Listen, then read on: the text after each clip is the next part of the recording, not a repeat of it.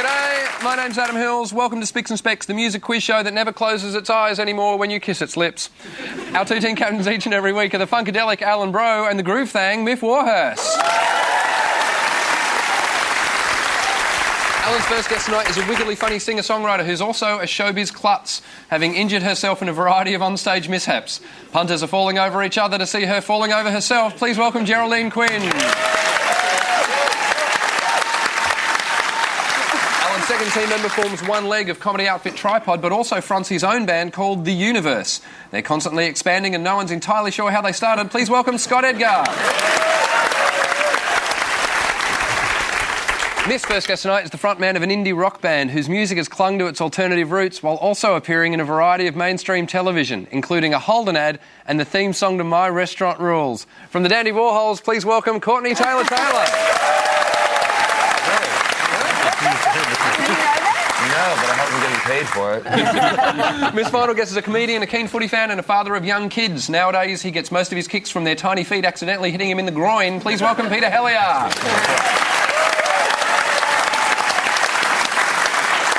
Yeah, did you know your music was used on the My Restaurant Rules?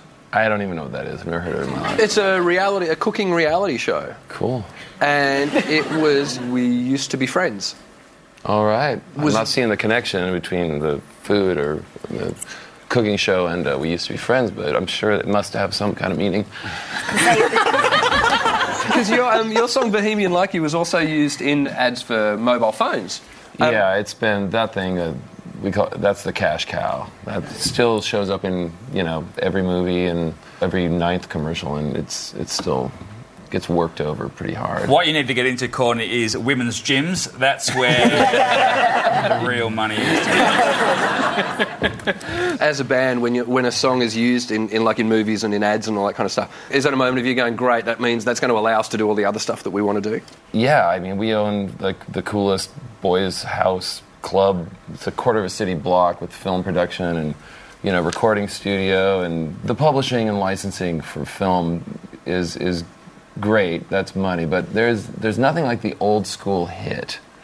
We've had about 12.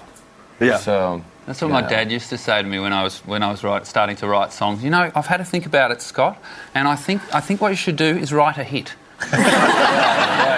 Yeah, good. That's good. Great. Every one of them has been on accident. Yeah. Really? You can't write a hit. Yeah. That's ridiculous. Come on, let's try.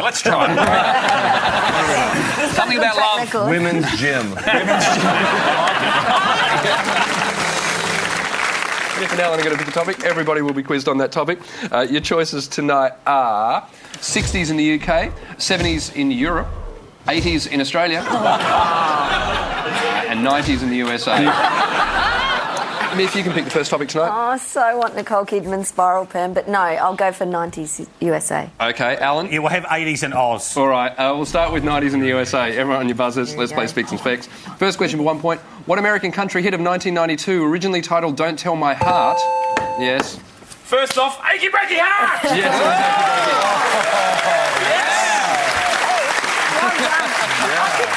I have come to play.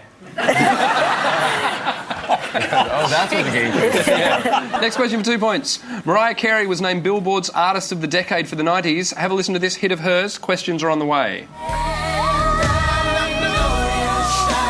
I need two things.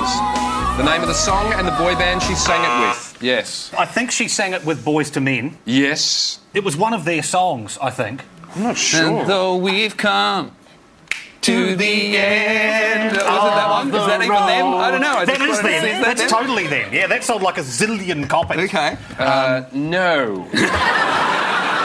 Damn, I was so confident. Does anyone on this side know? No? No one? No one. The song was One Sweet Day. Oh, of course it was. Never heard Never heard of it. Finally, the Foo Fighters released their debut album Foo Fighters in 1995 for 3 points. I need three things. The name of the guitarist, the bass player and the drummer on that album. Yes. Is this a trick question? Well, Dave Grohl was playing guitar. Yes. Now, did he also play the drums on the album? Go on, give it a go, Dave Grohl. 3 points out of 3.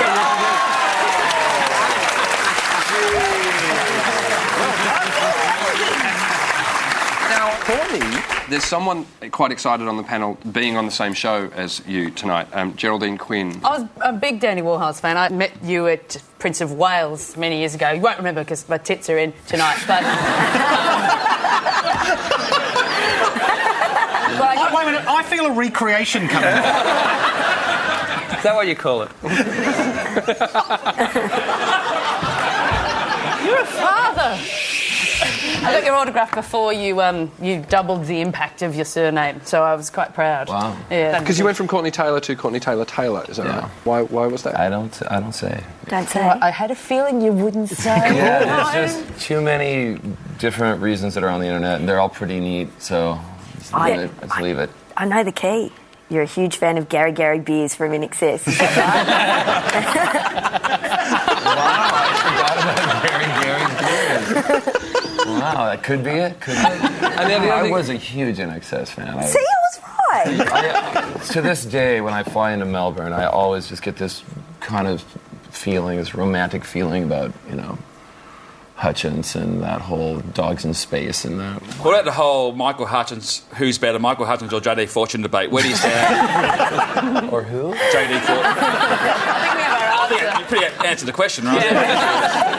Let's move on to 80s in Oz. Your first question for 1 point. Name a type of food mentioned in John Williamson's 1981. Yes. Oh, dear. Oh, yes. Come on. Vegemite, is it? Vegemite, whatever. I don't know what the question is, but Vegemite sounds good. The rest of the question was name a type of food mentioned in John Williamson's 1981 patriotic folk hit True Blue. There were two foods in there, sponge cake and Vegemite. Too early.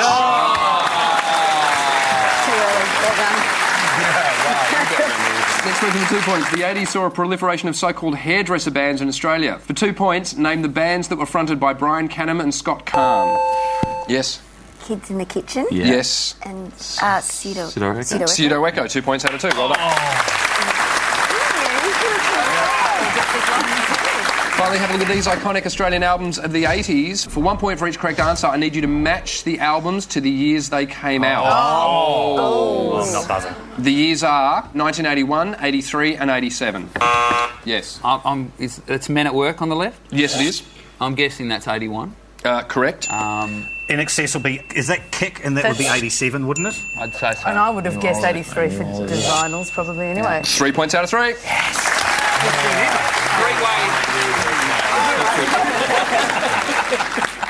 At the end of the first round, the scores are Miff, Courtney, Pete on 4 points, Alan, Geraldine, Scott in front, 7 points.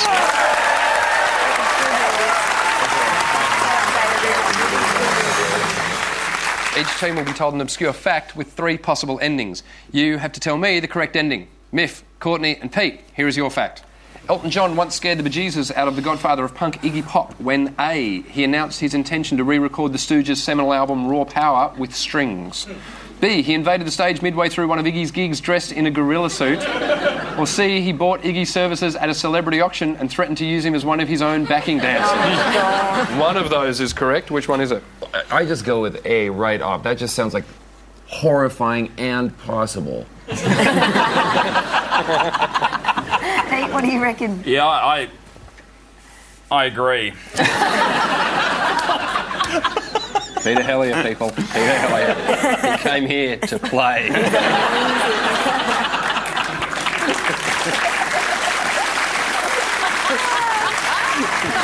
I need to go with the man who knows.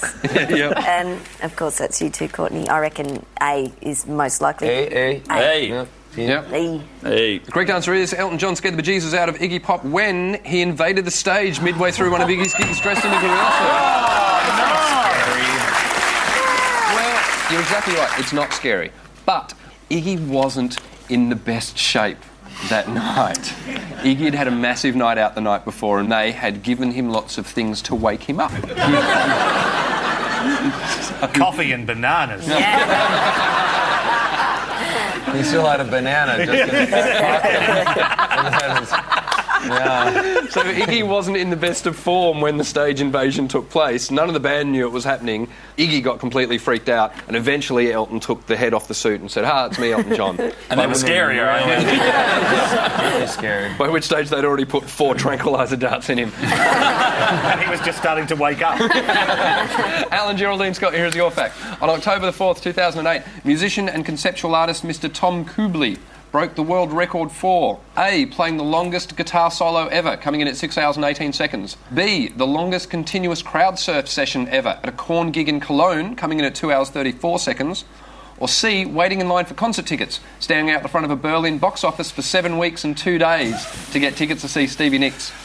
Which of those is correct? I think, for me, the major thing here is the conceptual artist. Same. Yeah. Because I don't think it's the longest guitar solo ever. I think it's either crowd surfing as an art event or as a piece of conceptual art, he waited for Stevie Nicks tickets. Imagine you got to the front of the line and they was like, oh, no, this is Ticketek. You want Ticketmaster.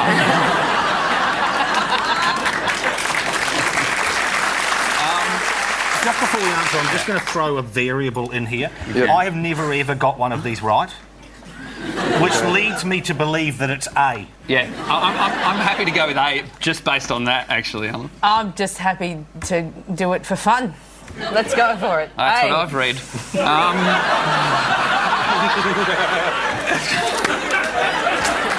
My parents are here.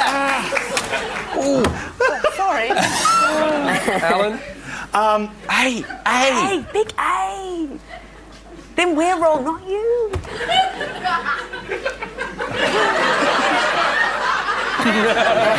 We'll go with A. Okay, Alan. Damn it. Let me explain exactly what's going on here. On October the 4th, 2008, musician and conceptual artist Mr. Tom Kubley broke the world record for a conceptual art piece in which he toyed with the idea of music and art.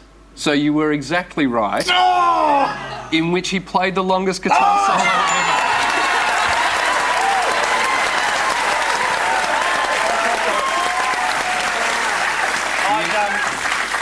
I'd like to thank God in this. That was exactly right. As a conceptual art piece, he played the guitar for 6 hours and 18 seconds. And we've got footage of it. Out.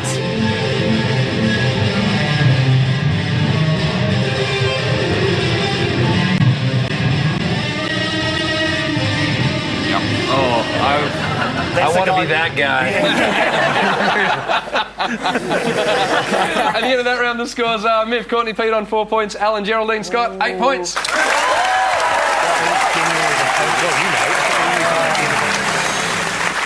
Two members of each team have to describe an artist to their teammate using one word each. The answers will be shown to the audience, and you may not use any words that are in the answer.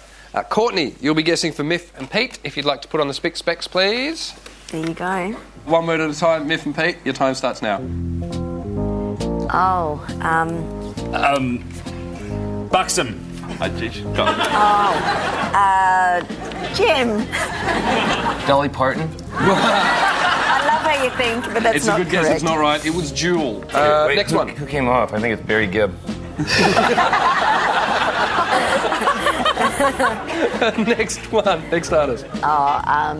UK. Punk. Johnny Lydon. Johnny Rotten. Oh, very close. Sid Vicious. And put them together, and what have you got? Oh, the Sex Pistols. Okay, next one.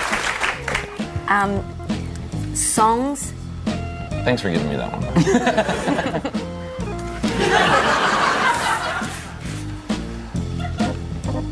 Why? Because it's the name of the album. Oh.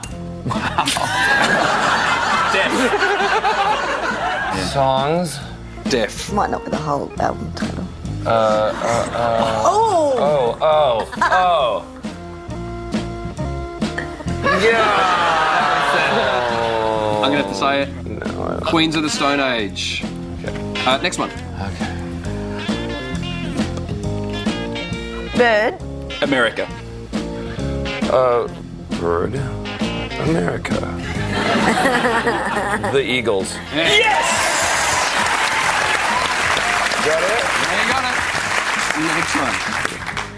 Oh, God. Pants. Jump. Pants and jump. David Lee Roth. Oh! Damn good answer. Guess. But no. I'll move on. That was Criss Cross. Oh, Pants and jump was Criss Cross. backwards pants. Yeah, pants backwards. 2 points. Courtney Taylor.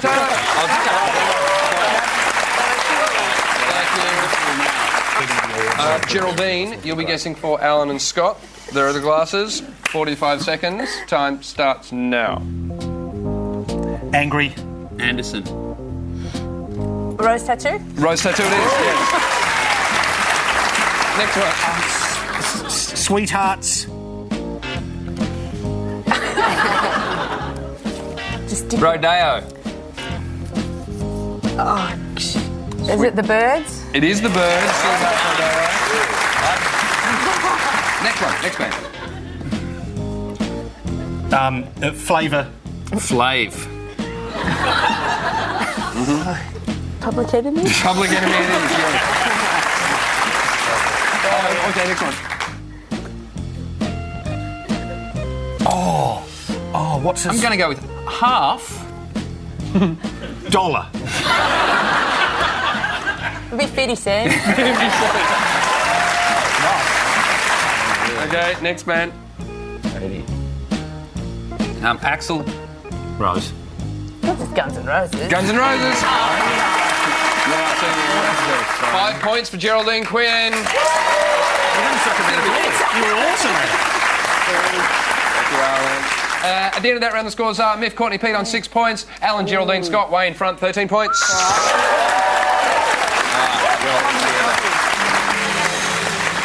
One member of each team will be singing well-known songs using the words of an unrelated piece of text. Your teammates have to identify those songs.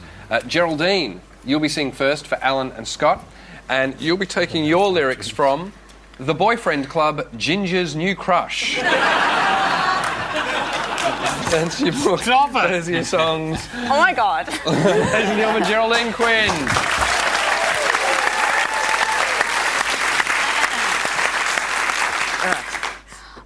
I blow dried my hair, so it was soft and fluffy. Yes? Janie's got a gun. Janie's Got a Gun by Aerosmith. That was amazing. I didn't even get to the big bit. Do you want us to leave for longer for the next one? No, that's fine. Don't worry. It's okay. I can, it's fine. All right. Just kidding. I don't even remember coming down the mountain. I think I floated all the way. My feet didn't touch the rocky path. Scott was there so close that I brushed against him as we went through the narrow parts. I longed for him. Yes. Woman in Love. I Am a Woman in Love, Barbara Streisand. Final song, please. Okay. The nerds were a group of weird computer-loving social outcasts with bad hair who had latched onto us at the beginning of the year. They haunted us around school, always showing up when we didn't want them to. In spite of our constantly telling them to go and get lost, they still kept hoping that their grotesque charm would make us fall for them. By now we were really used to it. We even felt fond of them the same way you might feel about a pet lizard, repulsive but endearing. Still, I wasn't prepared to be seen with a nerd just to make Ben jealous. If you don't know it, I might have to throw it It's over. Don't Take Your Love to Town. No, I'm going to throw it to this side, Miff. Kelly has got this one. It's Coward of the County. It's Kenny Rogers.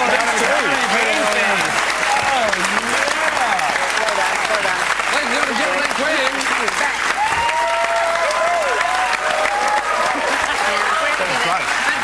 Courtney, you'll be singing for Miff and Pete, and you'll be taking your lyrics from Zack Attack, Hanson's little brother. That's your song. That's your book, ladies and gentlemen, Courtney Taylor.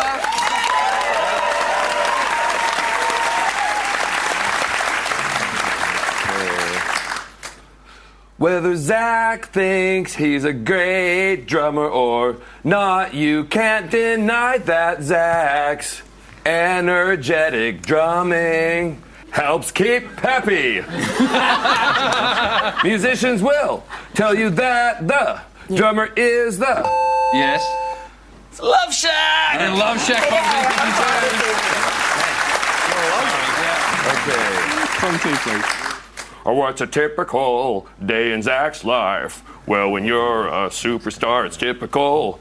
There's always something to do. Here's a list of some things you might find Zach doing if you had the good luck to bump into him touring or studying, making appearances, posing for photos, filming a movie, banging on the drums, and... Which singer's had a stroke recently? Snacking, hanging in the treehouse, playing laser tag, drawing cartoons, admiring his shampoo bottles. Yes. Mexican radio. It's Thank Walla you. Voodoo with Mexican radio, yes. Okay. Final song, please.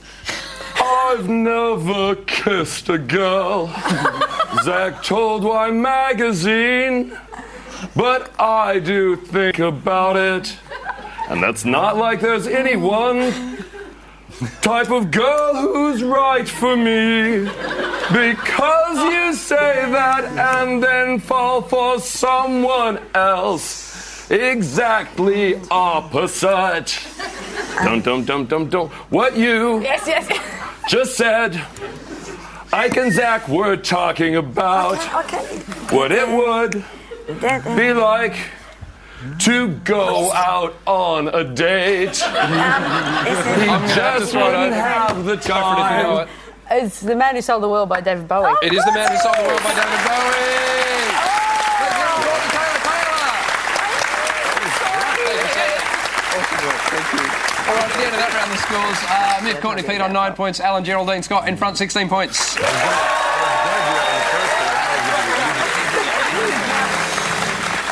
Teams, hands on your buzzers, 1 point for a correct answer, 1 point off for a wrong answer. Your questions start now. In 1989, the song Mona was a hit for Craig McLachlan and who? Check 1, 2!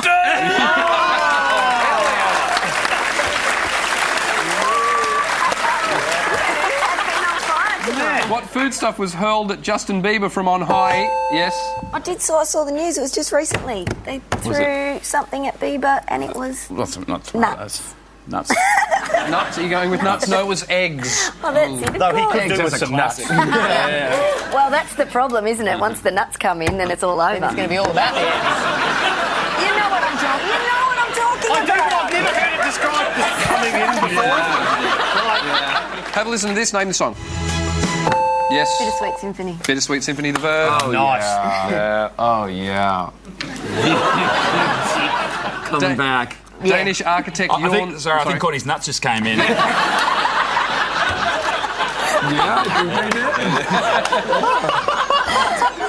Danish architect Jorn Utzon designed which famous musical landmark? Yes? Sydney Opera House. Sydney Opera House. Which musical tomboy tells us folks are dumb where I come from?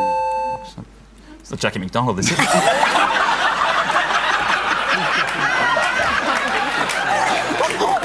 Get out of here, Dickie! Mr. Hellier, Mr. Hellier. We're going with that answer. No, Annie Oakley from Annie Get Your Gun. Your final question. At the end of this year, the combined age of the current 4 members of KISS will be 175, 200, 225 or 250. Whoa. I'd go close to 250. What do you reckon? Well, isn't one of them younger? Like 12? No, not 12. No. When your band falls apart, you never get an older guy than you to be No. Yeah. the new Ace Frehley or whatever. Let's go 2 1/4. 225? Yep. That is the correct answer.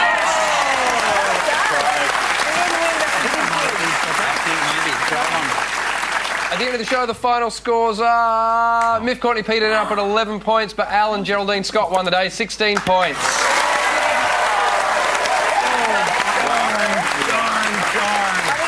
I'm so pleased with that result. My nuts just came out. Would you please thank all our guests for tonight, Geraldine Quinn, Scott Edgar, Courtney Taylor, and Peter Hellier.